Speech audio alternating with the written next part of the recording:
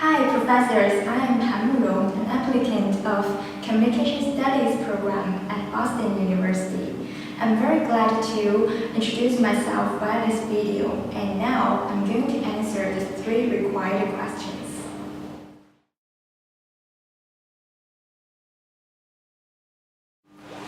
I always have a passion about the communication issues in society. So, in the future, I'd like to start a communication strategy institution to help solving communication issues about health, environment, and some social crises with my own knowledge. I think it's a good way for me to directly benefit the society with my own efforts. In order to achieve this goal, I think I'd like to further my study in communication in the future because I think I can be provided with a more comprehensive understandings of communication theories, strategies, and even some research methods. I think such communication knowledge is a necessity for me if I want to make communication strategies.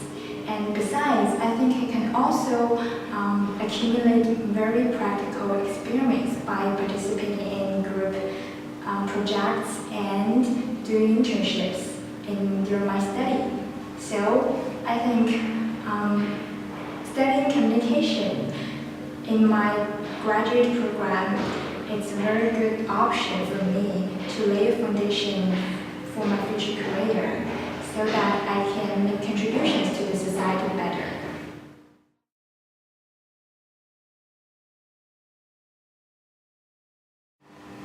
Talking about a significant person in my life, the first one appears in my mind is Mrs. Jaggers.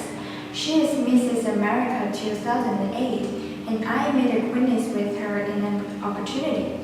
I think her past experience and her optimism really inspired me a lot, and even changed my life attitude. Whenever I feel a little bit of down, I'd like to find courage from her stories.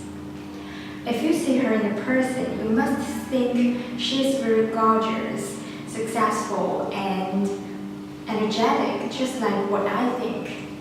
So I was very surprised when she firstly told me that she had a very miserable childhood and suffered from severe poverty. Just imagine, to earn a living, a little girl had to sell candies door to door and face those people who were not very nice to her. However, she never lost her hopes and even became more ambitious. So, finally, with her own efforts, she became a successful businesswoman. Whenever I think I'm confronted with some difficulties, I'd like to cheer myself up by thinking of her. And besides, I really appreciate his optimistic life attitude and her love toward life. I think she is one of the happiest people I have ever seen. And even now she is in her 50s. She seems to be more energetic and fashion than many 20-year-old girls. And she also adopted over 20 children and supported them with her own fortune. She told me that helping people made her really happy.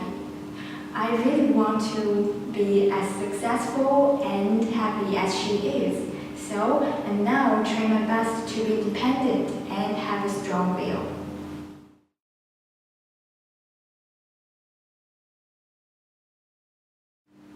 I grew up in Changchun, a beautiful city in the northeast of China.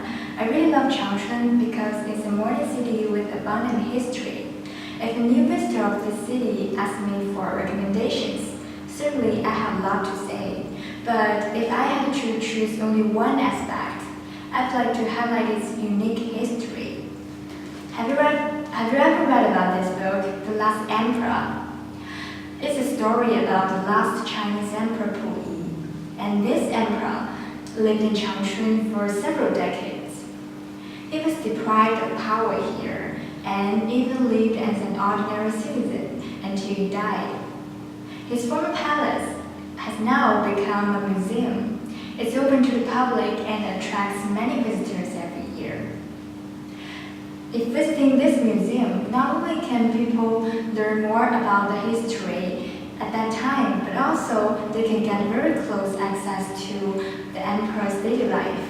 They can visit the emperor's bedrooms and living rooms, and even they can see the emperor's wax sculpture.